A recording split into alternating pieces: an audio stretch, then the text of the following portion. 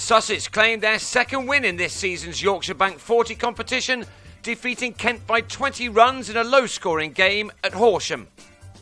Put into bat, Sussex made a good start, welcoming back Luke Wright after his stint in the IPL, on a pitch just a couple of strips away from the one which had given us that extraordinary championship match with Somerset. It didn't take long for Wright to feel back at home in partnership with acting captain Chris Nash, who had the job with Ed Joyce on island duty. Wright was soon proving why he's such a respected one-day performer, as he launched Mark Davis back over his head for a six. But when Wright tried to repeat the shot off Adam Ball, he miscued to Darren Stevens at long off to end the opening stand at the end of the 11th over on 63. Next ball, Luke Wells went with pad first to a delivery from James Treadwell and was given out LBW. That brought Rory Hamilton-Brown in, and he wasted no time at all in getting on with things on what was a slow pitch, one which made playing expansive shots a little more difficult than they might have been. Hamilton-Brown and Nash took the total to 88 in the 18th over, but then Adam Riley held the ball back to the advancing Nash, who could only shovel his shot to his namesake Brendan Nash. The Sussex Nash was out for 33. Michael Yardy and Hamilton-Brown then added 55 runs for the fourth wicket in 8 overs, Yardy driving Stevens over the top for a 6 along the way. These two had put their side into a good position, but Hamilton-Brown was then run out after setting off too late for a single to short fine leg. He went for 40, after which Sussex slipped up. On 42, Yardy was bowled by Treadwell. Joe Gatting then picked out Treadwell perfectly at mid-off off the bowling of Riley. Ben Brown lost his middle stump to Ball after making 10. Michael Rippon was sent back by Chris Jordan and was run out by the busy Treadwell. And James Anion somehow managed to scoop a ball from Ball to Geraint Jones. From 143 for 3 in the 26th over, the Sharks had slumped to 188 for 9 in the 37th. So the last wicket stand between Jordan and Chris Little was now a really important one.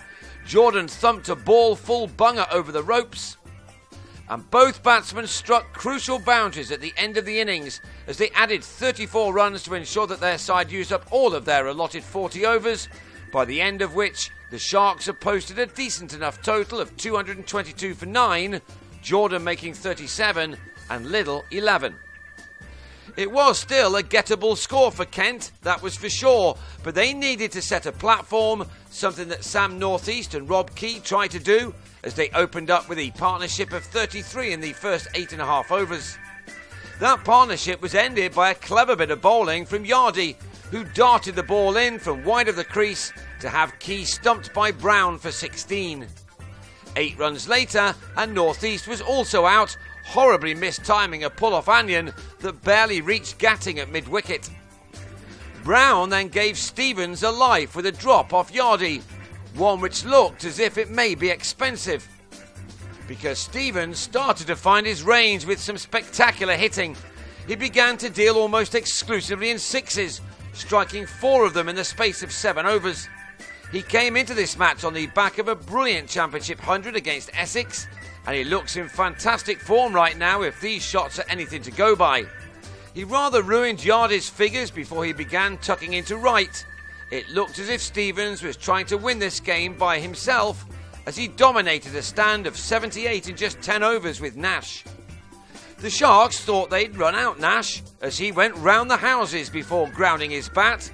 It looked very close, but the umpire gave the batsman the benefit of the doubt. With 18 overs to go, Kent had brought the target down to 104, but then Nash was out, missing a straight ball from his namesake to go LBW for 35.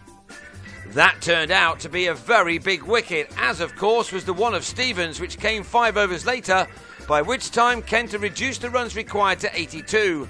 Stevens had smashed 51 from 41 balls, but then offered Nash a simple catch off Jordan.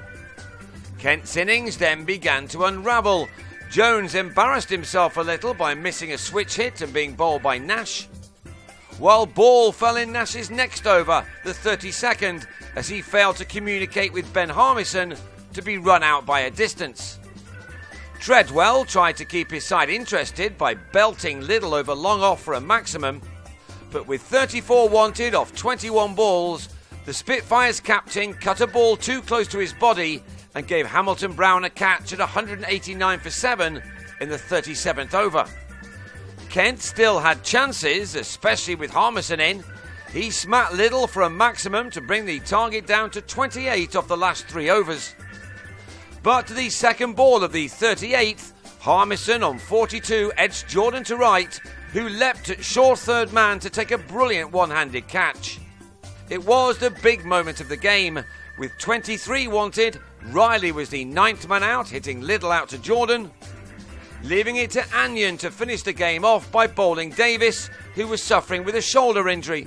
From 141 for 3 in the 27th over, Kent had been dismissed for 202 in the last one. That gave Sussex a victory by 20 runs and earned them their second win from 5 games in this year's competition. They have lost 2 games to the weather. Both them and Kent have 6 points from 5 matches, and they are 4 points behind Group A leaders Nottinghamshire.